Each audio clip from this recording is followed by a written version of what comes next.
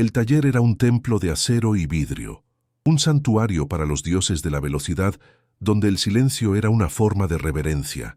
En su centro, elevado como un altar, descansaba el corazón metálico de una leyenda, un motor V12 de una marca italiana extinta, una pieza tan rara que su valor era incalculable. Pero el altar estaba profanado. El motor, una escultura de ingeniería valorada en millones, se negaba a vivir. Alrededor, un equipo de ingenieros alemanes, los mejores del mundo, contratados a precio de oro, recogían sus herramientas con la expresión sombría de cirujanos que han perdido a un paciente. Su veredicto, pronunciado en un susurro cargado de frustración, flotaba en el aire como un gas venenoso, irresoluble. Observando la escena desde una distancia calculada, un magnate cuya furia parecía llenar cada rincón del impoluto hangar, ardía en una impaciencia gélida. Sus ojos, dos trozos de hielo, no veían un motor, sino una afrenta personal, una montaña de dinero convertida en un monumento a la incompetencia. El ambiente, espeso con el olor a fracaso y a colonia cara, estaba a punto de estallar. En la periferia de este drama de alta cilindrada, una figura se movía con la discreción de un fantasma. Era Lía, la chica de la limpieza. Empujaba su carrito con una eficiencia silenciosa, su presencia diseñada para ser invisible en un mundo que no era el suyo. Pero sus ojos no estaban en las manchas de aceite del suelo, sino fijos en la magnífica bestia de metal que yacía inerte. No veía un trofeo para millonarios, sino un enigma, una sinfonía mecánica cuya música se había apagado. Con una curiosidad que superaba su miedo, se desvió de su ruta, acercándose al elevador casi de puntillas, como quien se acerca a un animal herido. Fue un movimiento casi imperceptible, pero para la furia del magnate, se fue como una luz de neón en la oscuridad. Él la vio. Su ira, que hasta entonces no tenía un objetivo claro, encontró su blanco perfecto. Una joven insignificante, una empleada de limpieza que osaba mirar lo que los genios no podían arreglar. Una sonrisa cruel y venenosa se dibujó en su rostro, y entonces rompió el silencio con una estocada verbal. No han podido los de la fábrica, y vas a poder tú. La pregunta no fue una pregunta, fue un látigo. El sonido restalló en el taller, cargado de un desprecio tan profundo que parecía tener peso físico, y como una señal para una jauría, la carcajada del magnate fue secundada por otras. Los clientes adinerados que esperaban en la sala VIP, atraídos por el drama, se rieron con ganas, disfrutando del espectáculo inesperado. Incluso algunos de los mecánicos del taller, hombres que deberían haber entendido la pasión por los motores, soltaron risitas nerviosas, ansiosos por alinearse con el poder y el dinero. El foco de la atención se desplazó del motor roto a la figura de Lía, ahora atrapada en el centro de un círculo de burlas. Su rostro se encendió en un rojo de humillación pura. Se quedó paralizada, con las manos aferradas al mango de su carrito de limpieza, como si fuera un escudo inútil. Su único crimen había sido mirar, mostrar un interés que trascendía su posición. El impecable taller de lujo se había transformado en un circo romano, y ella era la cristiana indefensa arrojada a los leones por el simple placer del emperador. La escena era un cuadro perfecto de la injusticia. El magnate arrogante, la multitud cómplice, los expertos derrotados y en el centro, una joven limpiadora, sola y humillada, cuyo sueño parecía a punto de ser aplastado bajo el peso de la crueldad. Todo parecía perdido. Un callejón sin salida de desprecio y arrogancia, un recordatorio brutal de que el mundo pertenece a los poderosos. Pero entonces, algo en la mirada de la joven cambió. La vergüenza que quemaba sus mejillas no la consumió. En cambio, se transmutó en las profundidades de sus ojos en una brasa de determinación helada. El espectáculo de humillación no la había roto, la había forjado. Antes de continuar con esta historia de injusticia y redención, queremos saber de ti. ¿Desde qué ciudad nos estás viendo? Cuéntanos en los comentarios. Si te gustan las historias donde la inteligencia humilde triunfa sobre la arrogancia ciega, suscríbete a nuestro canal y activa la campana de notificaciones. Tu apoyo es crucial para seguir forjando estas leyendas. Y quédate hasta el final, porque la manera en que Lía silencia a todos con pura genialidad te dejará sin aliento.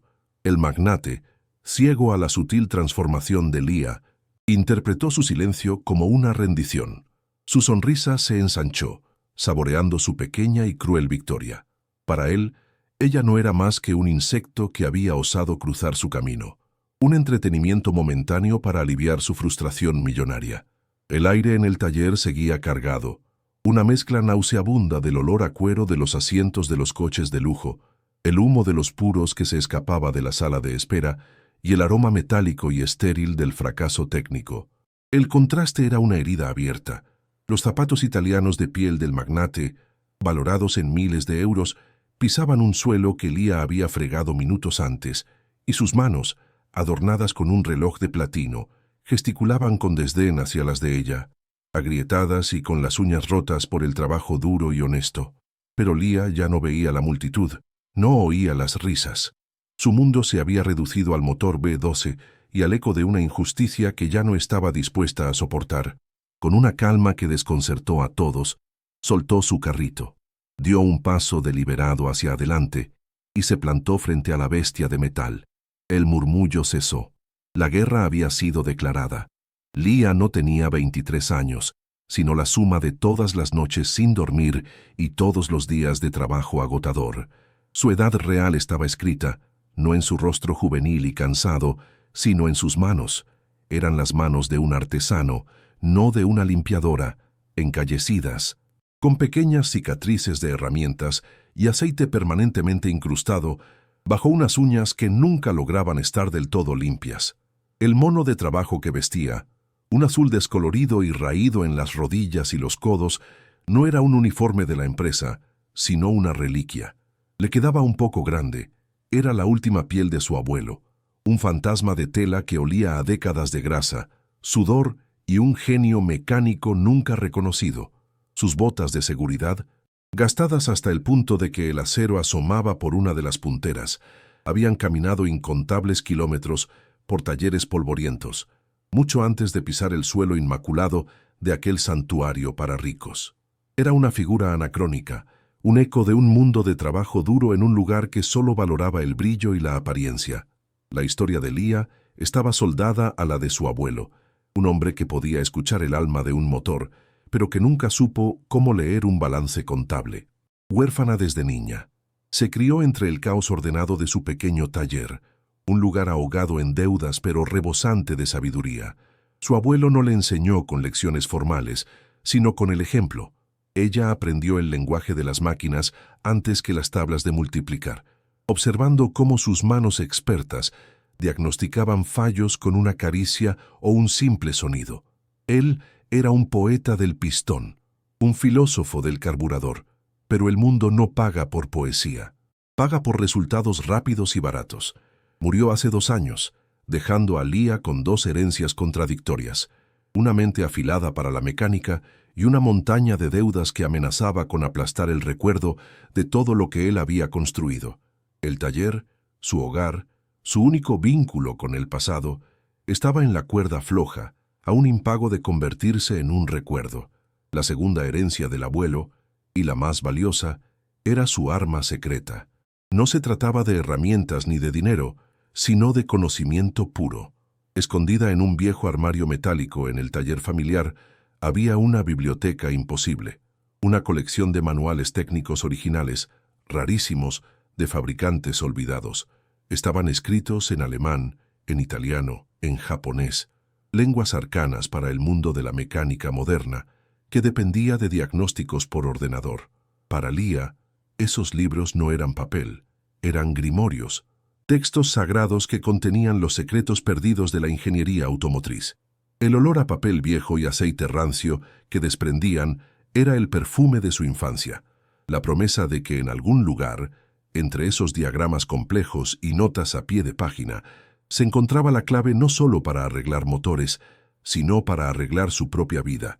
Eran el legado de un genio que el mundo había ignorado, y ella se había juramentado a sí misma ser su voz. Esta carga del pasado se veía agravada por una tragedia presente, una herida abierta que sangraba dinero cada día. Su padre también mecánico de la vieja escuela, era una sombra del hombre que fue. La diabetes, una enfermedad cruel y silenciosa, le había robado primero la fuerza y luego una pierna. La amputación lo había confinado a una silla de ruedas y a una dependencia constante de medicamentos carísimos e insulina. Cada frasco, cada caja de pastillas, era un golpe más al exiguo presupuesto de Lía. El sueldo que ganaba como limpiadora en el taller de lujo era una broma cruel, una miseria que apenas cubría el alquiler y la comida, y que se evaporaba por completo frente al coste de mantener a su padre con vida y con un mínimo de dignidad. Cada día, al verlo luchar con el dolor fantasma de su pierna perdida, Lía sentía el peso del mundo sobre sus hombros, una presión que la obligaba a buscar una salida, sin importar lo imposible que pareciera. El trabajo en el taller de lujo era, por tanto, una ironía dolorosa. Pasaba sus días rodeada de una opulencia inimaginable, limpiando el polvo de coches que valían más de lo que ella ganaría en 10 vidas, mientras su padre racionaba sus medicamentos. La disparidad era una bofetada constante. Veía a hombres como Arturo Velasco gastar en una revisión rutinaria lo que a ella le costaría un año de tratamiento para su padre. Esta injusticia no la llenaba de envidia, sino de una rabia fría y enfocada. No anhelaba sus coches ni sus relojes, anhelaba su libertad, la libertad de no tener que elegir entre pagar la factura de la luz o comprar la insulina. Cada vez que fregaba el suelo, no solo limpiaba aceite y suciedad, sino que también pulía su determinación, transformando cada gota de sudor en combustible para la guerra que libraba en silencio. El taller no era su lugar de trabajo, era su campo de batalla, y en esa batalla su arsenal se forjaba en las horas más oscuras. Cada noche, cuando el silencio envolvía su pequeño apartamento, comenzaba su verdadera jornada. Sentada en el suelo, con la espalda apoyada en la pared, abría su única ventana al mundo, un teléfono móvil con la pantalla rota en una telaraña de fracturas. A través de esa pantalla destrozada, un universo de conocimiento se desplegaba ante ella. Con aplicaciones de traducción gratuitas, a menudo imprecisas, pasaba horas traduciendo línea por línea los intrincados manuales técnicos de su abuelo. El alemán gótico, el italiano técnico, el japonés denso, se convertían en un rompecabezas que resolvía con una paciencia infinita. Mientras los dueños de los coches de lujo dormían en sus mansiones, ella, la chica de la limpieza, descifraba los secretos de la ingeniería que ni sus propios creadores recordaban ya, convirtiendo su modesto cuarto en la biblioteca más avanzada del mundo. Su educación no se detenía en los libros viejos. El teléfono de pantalla rota era también su universidad. Devoraba cursos online de ingeniería mecánica de las mejores universidades del mundo, lecciones grabadas que veía en baja resolución para no agotar sus precarios datos móviles. Pausaba, rebobinaba y tomaba notas febrilmente en viejos cuadernos, llenando páginas y páginas con ecuaciones de termodinámica y diagramas de sistemas eléctricos. Su mente se convirtió en una esponja, absorbiendo la teoría que complementaba la práctica heredada de su abuelo. Se sumergió en foros de Internet olvidados, lugares donde ingenieros jubilados de todo el mundo compartían sus experiencias y resolvían problemas hipotéticos por el puro placer de hacerlo. En esos foros anónimos, ella no era Lía, la limpiadora, era B2 Ghost, una mente brillante y respetada que debatía sobre la metalurgia de las aleaciones de los años 60 con veteranos que habían diseñado esos mismos motores. Allí, en el anonimato de la red, encontró la validación que el mundo real le negaba. Esos viejos ingenieros, hombres que habían dedicado su vida a la mecánica, reconocieron su chispa. No les importaba su edad, su género o su situación económica. Solo les importaba la elegancia de sus soluciones, la profundidad de sus preguntas. Le enviaban documentos escaneados, esquemas raros, anécdotas de fábrica que nunca se publicaron. Se convirtieron en sus mentores invisibles, una fraternidad de genios olvidados que, sin saberlo, estaban armando a su campeona. Lía construyó un puente entre el conocimiento analógico de su abuelo y la era digital, creando una base de datos mental única en el mundo. Era una experta de talla mundial, disfrazada con un mono de trabajo, una erudita cuya tesis doctoral se escribía cada noche a la luz de una pantalla rota. Todo este conocimiento acumulado no era abstracto, había transformado su percepción. Cuando miraba un motor, no veía un conjunto de piezas metálicas, veía una historia, veía las decisiones de diseño, los compromisos de fabricación, las normativas de emisiones de una época pasada que habían dejado cicatrices invisibles en su estructura. Podía casi sentir las vibraciones anómalas, oler la mezcla incorrecta de combustible y aire, escuchar el eco de un fallo de diseño de hace 50 años. Su cerebro funcionaba como el más avanzado sistema de diagnóstico, pero alimentado por datos que ninguna máquina poseía. La historia, el contexto y la intuición forjada a través de miles de horas de estudio obsesivo. Era una arqueóloga de la mecánica, capaz de desenterrar secretos que yacían sepultados bajo capas de tiempo y olvido. Por eso, cuando se plantó frente a aquel motor B12 italiano, no vio la misma máquina que los ingenieros alemanes. Ellos vieron un problema irresoluble según la lógica moderna y sus manuales oficiales. Lía, en cambio, vio un capítulo perdido de la historia del automóvil. En su mente, ya estaba hojeando las páginas de un manual italiano específico, recordando una oscura nota a pie de página, una conversación en un foro sobre una edición limitada, un susurro del pasado que solo ella era capaz de escuchar.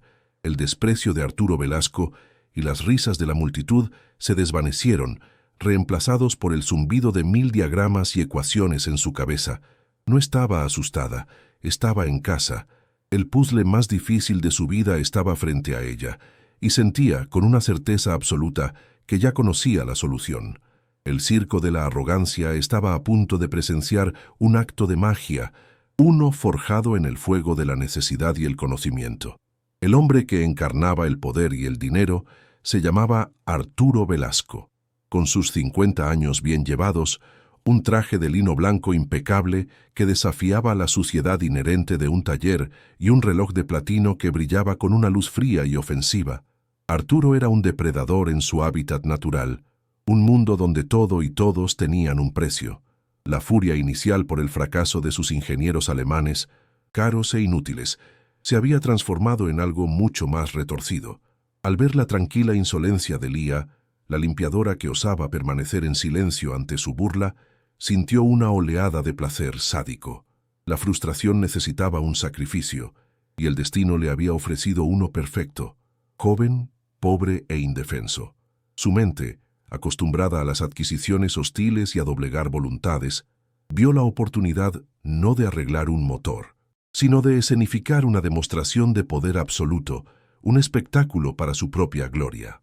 Con un gesto teatral que silenció hasta el último murmullo, Arturo se giró hacia la lujosa sala de espera acristalada. No gritó. Su voz de barítono resonó con una autoridad que no necesitaba volumen. «Amigos, por favor, acérquense. El espectáculo está a punto de comenzar».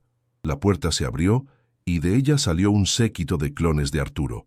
Hombres de negocios con trajes a medida, mujeres con joyas discretamente ostentosas y una expresión de aburrimiento crónico en sus rostros, se acercaron con la curiosidad perezosa de quien va a ver una atracción de feria. Al mismo tiempo, con un movimiento imperioso de su mano enjollada, Arturo convocó a todos los empleados del taller, los mecánicos, los administrativos, el chico de los recados.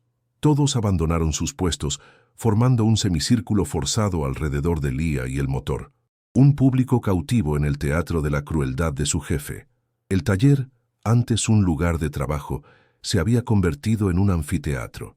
El elevador era el escenario, y Lía, la protagonista involuntaria.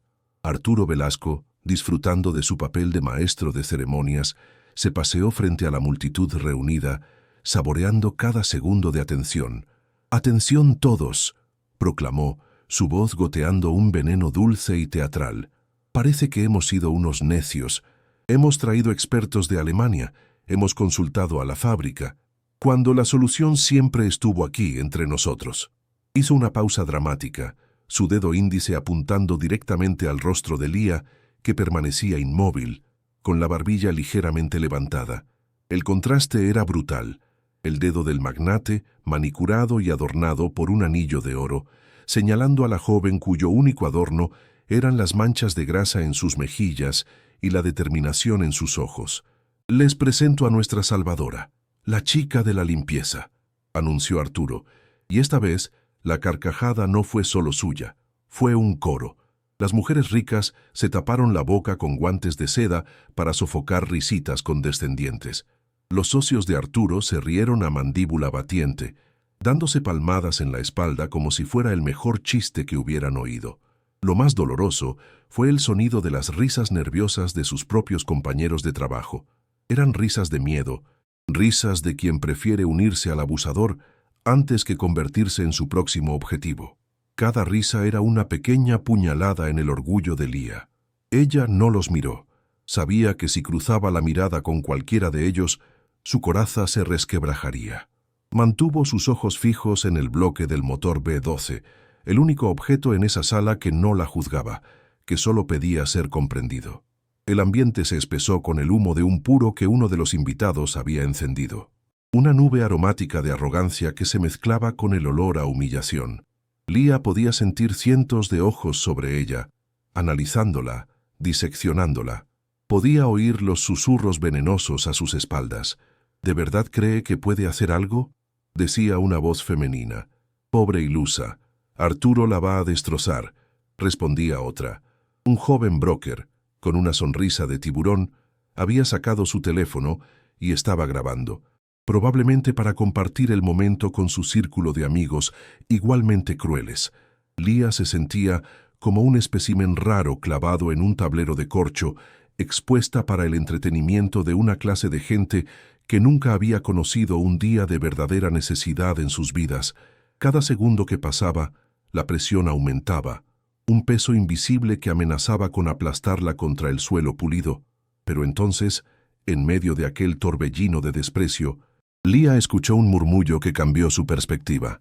Era la voz de su abuelo, un eco en su memoria. «No escuches el ruido de fuera, hija. Escucha el silencio de dentro. El motor te hablará si sabes cómo escuchar». De repente, la multitud desapareció. Los rostros burlones se difuminaron en un fondo borroso.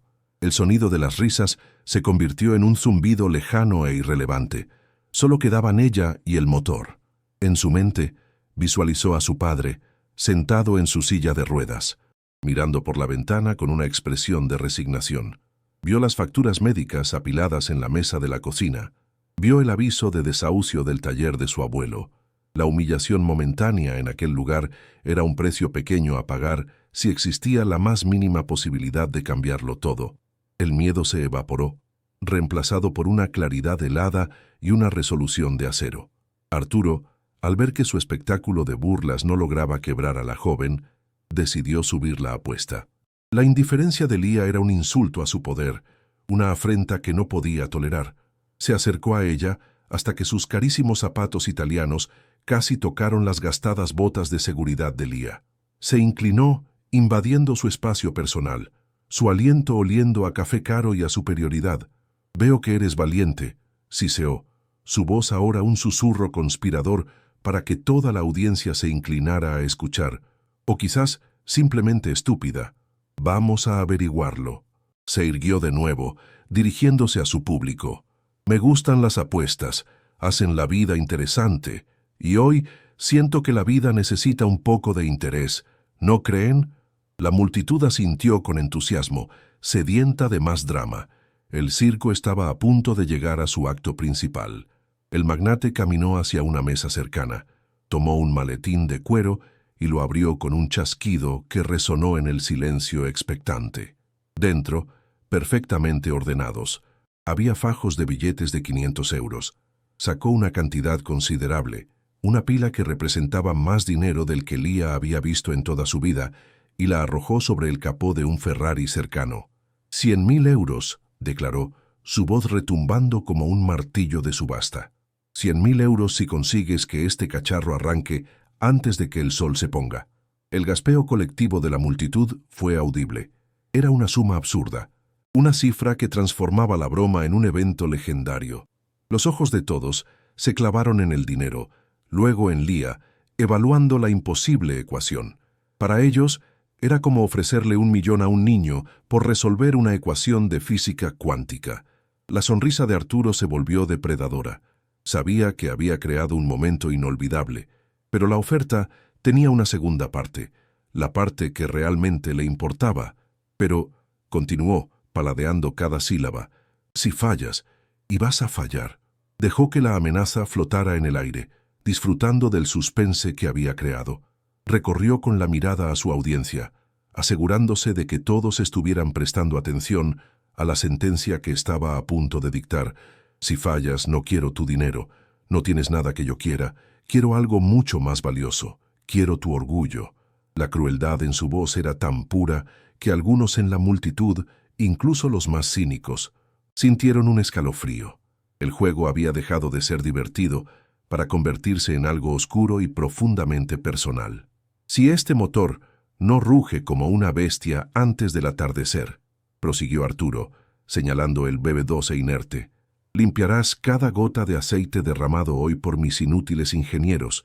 Lo harás aquí mismo, frente a todos nosotros. Hizo una pausa, su mirada clavada en Lía con una intensidad feroz.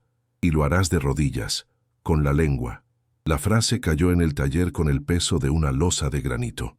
Un silencio absoluto, denso y horrorizado, se apoderó del lugar.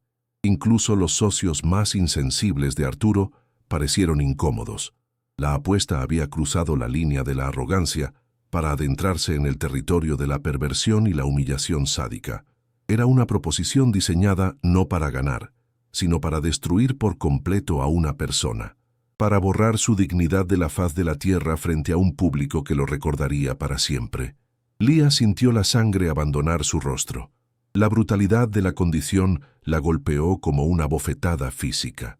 Limpiar el aceite con la lengua, de rodillas. La imagen era tan degradante, tan visceralmente inhumana, que por un instante su resolución flaqueó. Podía sentir las lágrimas picando en sus ojos, una oleada de pánico y vergüenza amenazando con ahogarla. Miró a la multitud y vio en algunos rostros un atisbo de piedad, pero en la mayoría vio una excitación morbosa, la misma que debían sentir los espectadores de una ejecución pública. Estaba sola, completamente sola, en el borde de un precipicio. Rendirse ahora significaría una vida de arrepentimiento silencioso. Aceptar significaba arriesgarse a una humillación tan profunda que quizás nunca se recuperaría. Fue entonces cuando sus ojos se encontraron con los de Arturo Velasco. En ellos no vio solo arrogancia, vio una certeza absoluta. Él no creía que ella pudiera fallar, él sabía que iba a fallar. Para él, era imposible que una chica como ella, una simple limpiadora, pudiera tener el conocimiento necesario. Esa certeza ciega, esa fe inquebrantable en sus propios prejuicios, fue la chispa que Lía necesitaba. Su miedo se convirtió en una furia fría y blanca. Él no la veía a ella, veía un estereotipo, un objeto, y en ese instante Lía supo que no solo iba a aceptar la apuesta, sino que iba a ganarla, no solo por el dinero, ni por su padre, ni por el taller. Iba a ganarla para hacer añicos el mundo de Arturo Velasco, para demostrarle que el valor de una persona no se mide por su ropa o su cuenta bancaria. El silencio en el taller era tan profundo que se podía oír el zumbido de las luces fluorescentes en el techo. Todos los ojos estaban fijos en Lía, esperando su respuesta. El tiempo pareció estirarse, cada segundo una eternidad. Arturo mantenía su sonrisa de suficiencia, seguro de su victoria. Imaginaba ya la escena, la chica de rodillas, el flash de los móviles capturando su humillación. Sería una anécdota que contaría durante años en cenas y reuniones de negocios, la historia de cómo puso en su sitio a una limpiadora insolente. La tensión era un cable de acero a punto de romperse. La dignidad de una joven contra la arrogancia de un imperio. Todo suspendido en una única palabra pendiente de ser pronunciada. Lía respiró hondo, una sola vez. El aire que llenó sus pulmones pareció limpiar cualquier rastro de duda. Levantó la vista del motor y miró directamente a los ojos de Arturo Velasco. Su voz, cuando finalmente habló, no fue un susurro asustado ni un grito desafiante. Fue clara, firme, y cortó el silencio como un bisturí. Acepto, dijo, una sola palabra, pero cargada con el peso de generaciones de trabajo duro, de noches de estudio, de injusticias soportadas en silencio. La palabra resonó en el hangar, no como una rendición, sino como el primer disparo en una guerra que acababa de declarar. La multitud se quedó petrificada. La sonrisa de Arturo se congeló en su rostro por una fracción de segundo, sorprendido por la ausencia de temor en la voz de la chica. Luego, la recuperó más ancha y cruel que antes. «¡Excelente!», exclamó, frotándose las manos. «Que empiece el juego». Se apartó, dando a Lía acceso libre al motor, y se unió a la multitud, cruzando los brazos sobre su pecho con la postura de un emperador romano a punto de dar la señal para que los leones fueran liberados. El circo estaba oficialmente en sesión, pero Arturo, en su ciega arrogancia, no se dio cuenta de un detalle crucial. En esta arena no había identificado correctamente quién era el león y quién el gladiador. En el epicentro del huracán de miradas, Lía se convirtió en una isla de calma absoluta. El rugido de la multitud, el peso de la humillación, la cruel apuesta, todo se desvaneció en un silencio interior que solo ella podía habitar. Ignoró la mano extendida de un mecánico que le ofrecía una tableta de diagnóstico y la expresión burlona de Arturo Velasco. Se movió con una economía de movimientos que rayaba en lo ceremonial. Se acercó al motor, no como quien va a una batalla, sino como un médico que visita a un paciente en estado crítico. Sus ojos recorrieron las líneas del V12, no viendo el metal, sino la historia que contenía. Su voz, cuando habló, fue apenas un susurro, pero cortó el aire tenso. «Necesito un destornillador plano y un estetoscopio de mecánico». La petición era tan anacrónica, tan absurdamente simple en aquel templo de la alta tecnología, que un murmullo de confusión recorrió a la multitud. Un viejo mecánico, con una chispa de respeto en la mirada, se los entregó sin hacer preguntas, como quien entrega instrumentos a un cirujano maestro. Con las herramientas en la mano, Lía se inclinó sobre el corazón de la bestia de metal. Cerró los ojos, aislando por completo el mundo exterior. Colocó la campana del estetoscopio en diferentes puntos del bloque del motor, un mapa que solo ella conocía. Hizo una seña a uno de los mecánicos más jóvenes. «Intenta arrancarlo, solo un segundo». El joven, tragando saliva, giró la llave. El motor tosió una vez, un sonido patético y agónico, y luego murió. La multitud contuvo una risa, pero se ahogó al ver la concentración absoluta en el rostro de Lía. Ella no estaba escuchando el fracaso, estaba escuchando el eco, la vibración, la resonancia de los componentes internos. Olía el aire, buscando el matiz exacto del combustible no quemado. No estaba diagnosticando una máquina, estaba comulgando con ella, descifrando un lenguaje que todos los demás habían olvidado, un idioma hecho de acero, física y tiempo. Cada tos del motor era una sílaba, cada vibración una palabra, y ella, por fin, estaba entendiendo la frase completa. Lentamente abrió los ojos. La duda había desaparecido de ellos, reemplazada por una certeza tan sólida que parecía tener su propio campo gravitatorio. No corrió hacia una computadora ni consultó un manual. De un bolsillo interior de su raído mono de trabajo, sacó una pequeña libreta de espiral, con las tapas gastadas y las páginas amarillentas. La abrió con cuidado. Dentro, escritas con una caligrafía precisa y diminuta, había docenas de páginas de notas, ecuaciones y diagramas dibujados a mano. Era su verdadero cerebro, el repositorio de miles de horas de estudio nocturno. La multitud, que esperaba verla usar equipos de miles de euros, observaba fascinada aquel artefacto analógico. Arturo Velasco soltó un bufido de desdén, pero por primera vez una minúscula semilla de inquietud había sido plantada en su semblante de superioridad. Lía señaló un complejo diagrama en una de las páginas. El momento de la revelación había llegado. Su voz se alzó no con arrogancia, sino con la tranquila autoridad de un profesor universitario. «Este motor pertenece a una serie de producción extremadamente limitada», comenzó, y el silencio en el taller se volvió absoluto. En 1968, la fábrica produjo un lote de solo 20 unidades, no para un cliente importante, ni para carreras. Fue para cumplir con una normativa de emisiones sonoras específica y temporal de un pequeño municipio de Noruega. El nivel de detalle era tan específico, tan increíblemente oscuro, que la multitud la miraba como si fuera una vidente. La documentación oficial nunca se actualizó para reflejar la modificación, porque se consideró una solución temporal y sin importancia. Un apaño de fábrica. Levantó la vista de su libreta y miró directamente a Arturo. Los ingenieros alemanes son los mejores del mundo, pero buscan un fantasma en el manual equivocado. El problema de este motor no está en los libros oficiales. En los manuales originales en italiano, continuó, su voz tejiendo una historia de ingeniería olvidada, hay una nota a pie de página, casi ilegible, que menciona la instalación de una pieza no estándar en este lote de 20 motores. Pasó una página en su libreta, revelando un dibujo detallado de una pequeña pieza cilíndrica. Lo llamaron un risonatore di flusso armónico, un resonador de flujo armónico. Su única función era cancelar una frecuencia de sonido muy específica, justo por encima de las 3000 revoluciones por minuto, para no molestar a los renos durante la temporada de cría en esa región noruega. Era una pieza puramente mecánica, una pequeña cámara de resonancia oculta dentro del colector de admisión. No tiene sensores, no tiene cables. Técnicamente, para cualquier sistema de diagnóstico moderno, esta pieza no existe. La genialidad de su deducción era tan simple y a la vez tan profunda que dejó a todos sin aliento. El resonador, explicó Lia con la paciencia de quien revela el final de un truco de magia.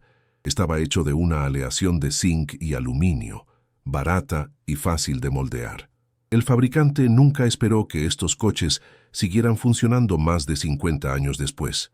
Con el tiempo, el calor, las vibraciones y la exposición al combustible, esta aleación se ha degradado.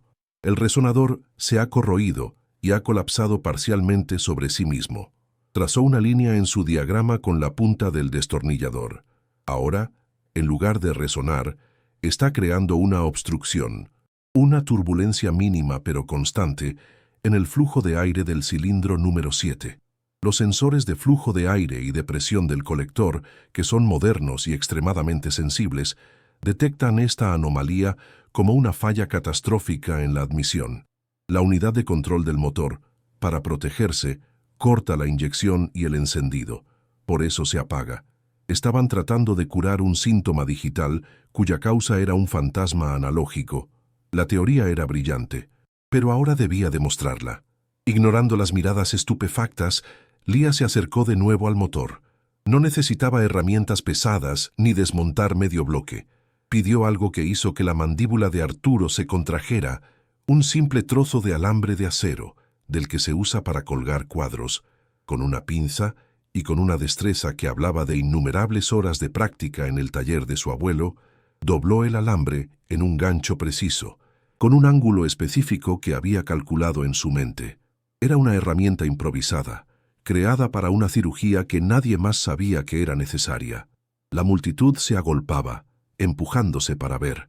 El joven broker que antes grababa con sorna, ahora lo hacía con una fascinación reverente. Arturo Velasco ya no sonreía. Su rostro era una máscara de piedra, sus ojos fijos en las manos de Lia, las mismas manos que había despreciado minutos antes. Con la delicadeza de un neurocirujano, Lia introdujo el alambre doblado en una pequeña apertura del colector de admisión, un orificio de servicio que los manuales modernos ni siquiera mencionaban. Guiándose puramente por el tacto y por el mapa mental que había construido, movió la punta del alambre en la oscuridad del interior del motor. El silencio en el hangar era tan denso que se podía sentir la presión en los oídos. Nadie respiraba. Lia cerró los ojos de nuevo, sintiendo la vibración a través del alambre. Palpó, buscó, hasta que sintió un leve contacto. Lo enganchó. Con un movimiento firme y preciso de muñeca, giró y tiró. Se escuchó un pequeño clic metálico, seguido de un sonido de raspado.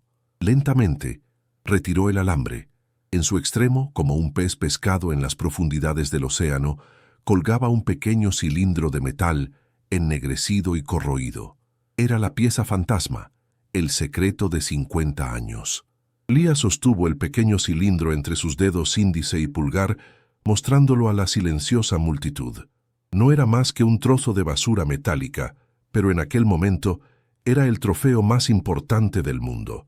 Era la prueba física de su conocimiento, la materialización de su genialidad, el epitafio de la arrogancia de todos los presentes. Sin una palabra, lo dejó caer al suelo. El pequeño clink que hizo al golpear el hormigón pulido fue como un disparo de salida. Dejó el alambre y el destornillador en una bandeja y, con una calma que desmentía la tormenta de emociones en su interior, caminó hacia la puerta del conductor del coche. Se limpió las manos sucias en los costados de su mono, un gesto terrenal en medio de un milagro. Abrió la puerta y se deslizó en el asiento del conductor. El interior, un capullo de cuero Connolly y madera de nogal, la envolvió. Por un instante, pareció una reina reclamando su trono. Todos los ojos estaban clavados en ella. El aire crepitaba con una tensión insoportable. Arturo Velasco estaba pálido como un fantasma, su cuerpo rígido, su mandíbula apretada hasta el punto del dolor. La apuesta, los 100.000 euros, la humillación, todo se había vuelto irrelevante. Esto ya no era sobre dinero o poder, era sobre la colisión de dos mundos, y él estaba a punto de descubrir que su mundo, construido sobre cimientos de desprecio y prejuicio, era de cristal. La mano de Lía, firme y sin un solo temblor, se posó sobre la llave de encendido. No miró a nadie. Sus ojos estaban fijos en el horizonte, a través del parabrisas. Giró la llave. Hubo un segundo de silencio absoluto, una pausa que pareció durar una vida entera. Y entonces el motor B12 italiano, la bestia dormida, despertó. No tosió, no tartamudeó. Explotó en un rugido atronador, limpio, profundo y perfecto. Una sinfonía de poder mecánico que sacudió los cimientos del edificio. El sonido era una declaración, una ola de choque sónica que barrió el taller, borrando cualquier rastro de duda, burla o escepticismo. Era el sonido de la vindicación pura, un rugido que gritaba la verdad que Lía había descubierto. La multitud se quedó congelada, petrificada en un silencio de asombro y vergüenza. Sus rostros, antes llenos de sorna, eran ahora lienzos de incredulidad absoluta. El cerebro de Arturo Velasco pareció apagarse. Su boca se abrió ligeramente, pero ningún sonido salió. Entonces, como las primeras gotas de una tormenta, un aplauso solitario rompió el silencio. Fue uno de los ingenieros alemanes. A él se unió otro, y luego otro, hasta que todo el hangar, desde los mecánicos hasta los socios millonarios, estalló en una ovación atronadora, una mezcla de admiración, alivio y profunda vergüenza. Era el sonido de un mundo entero cambiando de opinión. Comente respeto. Si usted cree que Lía merecía esta transformación, Lía no aceleró el motor para regodearse. No sonrió. Simplemente dejó que el B12 se asentara en un ralentí perfecto, un ronroneo rítmico y poderoso que era la única banda sonora de su victoria. La ovación se apagó lentamente, reemplazada por el murmullo respetuoso del motor. Con el sol del atardecer, tiñendo de naranja el interior del taller, ella miró a través del parabrisas, no a la multitud que ahora la adoraba, sino más allá, como si viera su futuro desplegarse. En su rostro no había triunfo, sino una profunda sensación de liberación, como si una carga que había llevado toda su vida acabara de disolverse. Su mirada se cruzó por un instante con la de Arturo Velasco en el espejo retrovisor. Su rostro ya no era arrogante ni furioso. Estaba completamente roto, devastado, como si el rugido de aquel motor hubiera demolido los muros que protegían su corazón y le hubiera obligado a mirar el abismo de su propia alma. El rugido del motor no desató la ira de Arturo Velasco, sino que la implosionó. Su rostro, antes una máscara de arrogancia, se desmoronó como yeso viejo. Perdió todo el color, adquiriendo una palidez cerosa que contrastaba grotescamente con su traje de lino blanco. No miraba a Lía, ni a la multitud estupefacta. Sus ojos estaban fijos en el salpicadero del coche, en el asiento vacío del copiloto, como si viera a un fantasma sentado allí. El reloj de platino en su muñeca parecía ahora un grillete pesado, y su postura, antes imperial, se encorvó bajo un peso invisible. La multitud, que esperaba una explosión de furia, se encontró en cambio con el espectáculo desconcertante de un hombre desintegrándose en silencio. Sus labios se movieron sin sonido, formando una palabra que nadie pudo oír, una palabra que parecía dolerle físicamente. El hombre que lo tenía todo, en ese preciso instante, lo había perdido por completo, porque el sonido de la victoria de Lía era el eco exacto de su más profundo fracaso personal. Ignorando el aplauso que se extinguía, Arturo dio un paso vacilante hacia el coche, luego otro. Se movía como un sonámbulo a través de un campo de minas, sus carísimos zapatos de cuero arrastrándose por el suelo que Lía había limpiado. La multitud, sintiendo que algo profundamente íntimo y terrible estaba sucediendo, se apartó instintivamente, creando un pasillo para él. Ya no era el magnate, el depredador. Era un hombre viejo y frágil, cada paso una confesión de su vulnerabilidad. Llegó hasta la puerta del conductor, que Lía había dejado abierta. No la miró. En su lugar, levantó una mano temblorosa y la posó sobre el marco de la puerta, acariciando el metal como si fuera la piel de un ser querido. Y entonces, las lágrimas que habían estado contenidas brotaron. No eran lágrimas de rabia, sino de una pena tan antigua y profunda que parecían quemarle la piel. Resbalaron por su rostro y cayeron sobre el cuero del traje, dos manchas oscuras en un mar de blanco impecable. Con la voz quebrada, un hilo ronco que apenas era audible, comenzó a hablar no a Lía, sino al aire, a la memoria que llenaba el coche. «Este coche», susurró, y su voz se rompió en un sollozo ahogado. Este coche era para Beatriz. El nombre flotó en el taller cargado de una historia que nadie conocía. Arturo levantó la vista, sus ojos rojos y desesperados buscando los rostros de su séquito, ahora confundidos. «Mi hija, era un proyecto, nuestro proyecto», continuó, las palabras saliendo a borbotones. Una confesión torrencial. Ella amaba estas cosas, los motores, la grasa, la música, como la llamaba. «Tenía el mismo brillo en los ojos que tú», dijo, mirando por fin a Lía, pero viéndola a través del velo de su recuerdo. «Tenía tu edad, quería ser ingeniera mecánica, y yo se lo prohibí. Le dije que era un trabajo sucio, indigno de una Velasco. Le ofrecí el mundo, pero ella solo quería un taller». La agonía en su voz era palpable. Cada palabra era un acto de autoflagelación pública.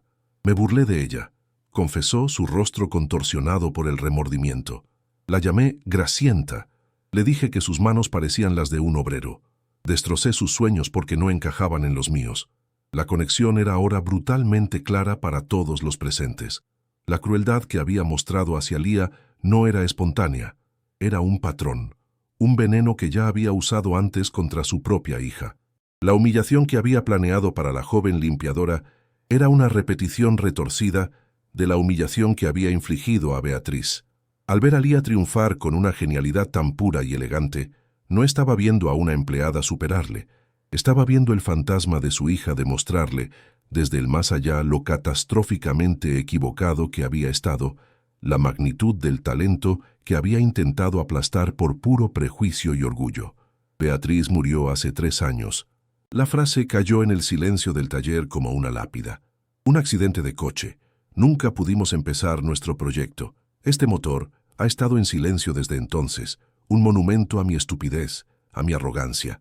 La revelación fue tan devastadora que incluso los más cínicos en la multitud bajaron la mirada, avergonzados de haber sido espectadores de algo tan sagrado. «Y cuando te vi», continuó, su mirada clavada en Lía, «cuando te vi acercarte a este motor con esa curiosidad, con esa pasión, vi su fantasma, y mi primer instinto no fue la compasión, fue la ira de que tú estuvieras aquí, viva, con el mismo don que yo le negué a ella». La verdad completa estaba expuesta. Su ataque a Lía había sido un ataque a sí mismo, un intento desesperado y cruel de silenciar el eco de su propia conciencia culpable. Y en ese momento, el peso de 3 años de negación, dolor y culpa se derrumbó sobre él. Sus rodillas cedieron y cayó al suelo, no por una apuesta, sino por la pura fuerza de su remordimiento. De rodillas, sobre el hormigón frío, Arturo Velasco dejó de ser un multimillonario. Era simplemente un padre destrozado. Su cuerpo se sacudió con sollozos que venían del fondo de su alma. Perdóname. Beatriz, gimió, su frente tocando el suelo en un gesto de absoluta sumisión y dolor. Perdóname. Después de un largo momento, levantó su rostro bañado en lágrimas, buscó los ojos de Lía y por primera vez la vio a ella, a la joven genio, no al espectro de su hija. «Y tú», dijo con la voz ahogada, «perdóname, muchacha, por favor, perdóname». No había rastro de su antigua arrogancia, solo una vulnerabilidad cruda y suplicante. Tu brillantez, tu genialidad. En ti he visto todo lo que perdí, todo lo que destruí. Humillarte era mi única defensa contra mi propia vergüenza. Yo era el del problema irresoluble, no este motor, perdóname. Su petición de perdón resonó en el silencioso taller, no como el final de una batalla, sino como el primer ladrillo en la construcción de una redención impensable. 10 meses después, la fachada del taller de lujo era irreconocible. El frío y corporativo nombre de la empresa había sido reemplazado por letras de acero pulido que captaban la luz del sol de una manera casi reverencial. Ahora se leía Instituto Beatriz Velasco de Ingeniería Automotriz Clásica. El vidrio oscuro había sido sustituido por paneles transparentes que invitaban a mirar dentro, revelando un espacio que ya no era un showroom para la élite, sino un hervidero de aprendizaje y pasión. El olor a colonia cara y arrogancia había sido purgado, reemplazado por el aroma limpio del aceite sintético, el metal caliente y la promesa tangible de la oportunidad. El lugar ya no era un templo para el dinero. Se había transformado en un santuario para el talento. Un monumento vivo construido sobre los cimientos del remordimiento y la redención, un homenaje eterno a una hija perdida y a una joven genio encontrada. El rugido de aquel B-12 no solo había arrancado un motor, había puesto en marcha una nueva era. En el centro de este universo renovado se movía Lía. Con 24 años, la fatiga crónica en sus ojos había sido reemplazada por un brillo de autoridad tranquila. Ya no vestía el mono raído de su abuelo, sino un uniforme de instructora hecho a medida, de un azul oscuro profesional, con su nombre, Lía, bordado elegantemente sobre el corazón. Sus botas de seguridad ya no estaban rotas, eran nuevas, funcionales y representaban su nuevo estatus. No caminaba con la discreción de una limpiadora, sino con el paso seguro de quien conoce cada rincón de su dominio. La humildad seguía ahí, en su sonrisa fácil y en la forma en que escuchaba atentamente a sus alumnos, pero ahora estaba apuntalada por una confianza de acero. Ya no era la víctima de un circo cruel, sino la maestra de ceremonias de un futuro brillante que ella misma estaba diseñando, pieza por pieza, con la misma precisión con la que había extraído aquel resonador fantasma. Su aula era el propio taller, una docena de jóvenes aprendices, chicos y chicas de diversos orígenes humildes, la rodeaban, escuchando con una atención que rayaba en la devoción. Eran los primeros becarios del instituto, seleccionados no por sus apellidos o sus contactos, sino por la misma chispa de curiosidad innata que ella poseía. Con el dinero de la apuesta, Lía no había comprado lujos para sí misma, había creado un fondo fiduciario, había saldado las deudas del taller de su abuelo, asegurándose de que su legado perdurara, y había invertido el resto en la fundación del instituto, garantizando que nadie con talento volviera a ser despreciado por su falta de recursos. Observándola enseñar, era evidente que no solo estaba reparando motores, estaba reparando un sistema roto, una injusticia social a la vez, creando un ejército de futuros Lías listos para cambiar el mundo con sus manos y sus mentes. Su método de enseñanza era una extensión directa de la filosofía de su abuelo, una mezcla poética de ciencia y sensibilidad. «No miren la pantalla del ordenador todavía», les decía, mientras guiaba la mano de un estudiante para que sintiera la sutil vibración de un bloque motor. «Escuchen, el motor tiene un ritmo, un pulso, un fallo es una arritmia en su canción, huelan el escape. ¿Es rico? ¿Es pobre?» La máquina les cuenta su historia, pero tienen que aprender su idioma. Les enseñaba a diagnosticar con estetoscopios antes que con escáneres, a comprender la causa raíz antes de simplemente reemplazar una pieza.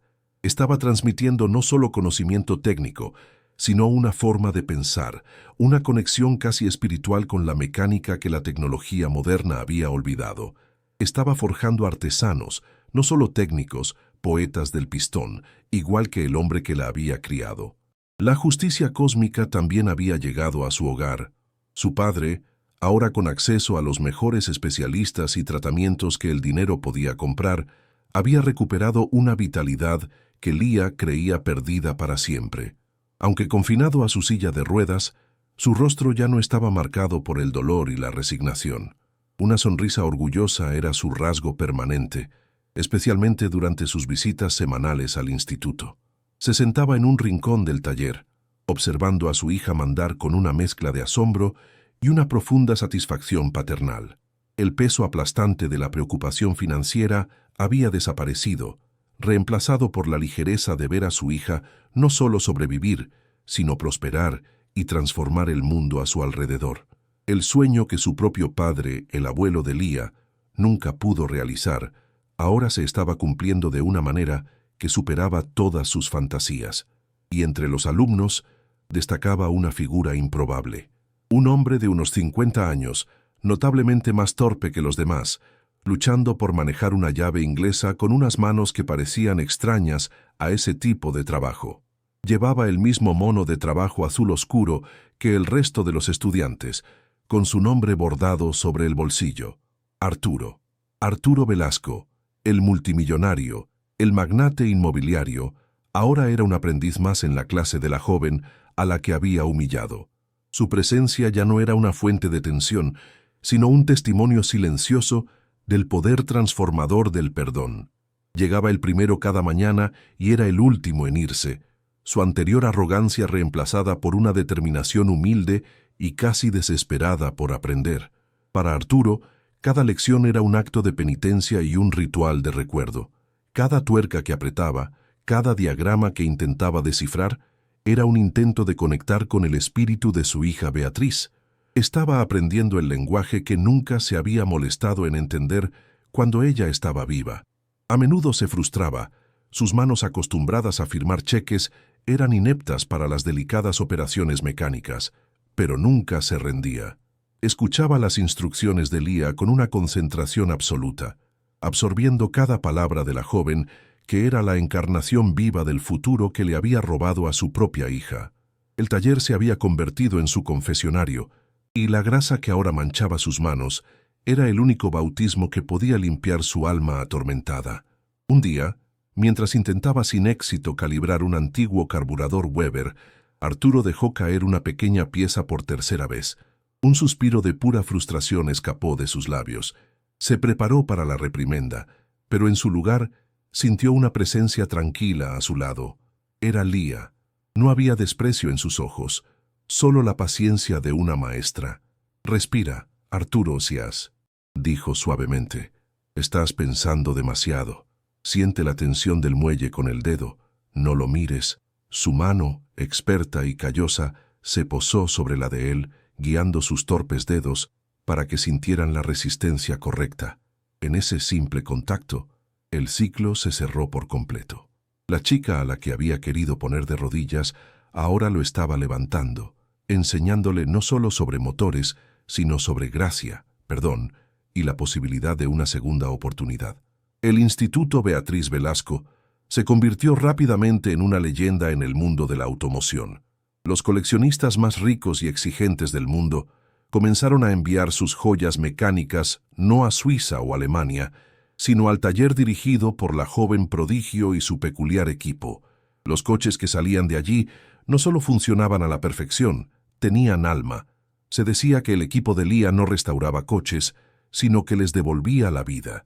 Las listas de espera para una plaza de estudiante eran kilométricas, y una beca del instituto se convirtió en el galardón más prestigioso para cualquier joven aspirante a mecánico, un símbolo de que había sido elegido por tu puro y excepcional talento.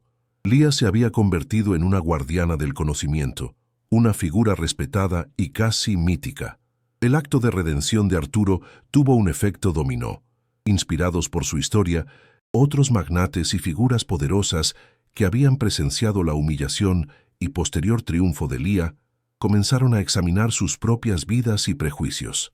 El instituto recibió donaciones anónimas, patrocinios de empresas que querían asociarse con su mensaje de meritocracia y oportunidades. El modelo de Lía de combinar la excelencia técnica con la justicia social comenzó a ser estudiado y replicado. Su pequeña victoria en un taller no solo había cambiado su vida y la de Arturo, sino que había plantado una semilla, demostrando que invertir en el potencial humano, sin importar su origen, no solo era un acto de caridad, sino la mejor inversión posible. Había iniciado una pequeña revolución silenciosa, una impulsada por la empatía y la genialidad. 2 años después de aquel fatídico día, Lía se paró en medio de su bullicioso taller. Observó a una nueva generación de mentes brillantes trabajando con pasión, al padre de Beatriz Velasco, explicando pacientemente a un nuevo estudiante cómo escuchar el latido de un motor, y a su propio padre sonriendo desde la oficina con vistas al taller. El aire olía a trabajo honesto y a sueños cumplidos. El viejo taller de su abuelo, ahora restaurado y convertido en un museo de la mecánica clásica, estaba libre de deudas para siempre. Había ganado mucho más que una apuesta. Había reclamado el legado de su familia. Había honrado la memoria de Beatriz y había construido un puente para que otros como ella pudieran cruzar el abismo de la desigualdad. Había demostrado que una sola persona, armada con conocimiento y una determinación inquebrantable, podía desmontar un imperio de arrogancia y reconstruirlo como un monumento a la esperanza. Y así, en aquel santuario de acero y memoria, todos aprendieron la lección más importante. Aprendieron que el verdadero valor de una persona no reside en el reloj que lleva en la muñeca o en el traje que viste, sino en la profundidad de su conocimiento y en la fuerza de su carácter. Descubrieron que el talento no tiene género, ni clase social, ni edad, y que, como la más pura de las fuerzas de la naturaleza, cuando se le niega el camino, no se rinde, simplemente crea uno nuevo, derribando cualquier muro de prejuicios que se interponga en su paso. La historia de Lía, la chica de la limpieza que silenció al mundo con su genialidad, se convirtió en una leyenda, un recordatorio eterno de que la justicia cósmica, a veces, no cae del cielo, sino que se forja, con paciencia y precisión, en las manos humildes de aquellos a quienes el mundo se atrevió a subestimar.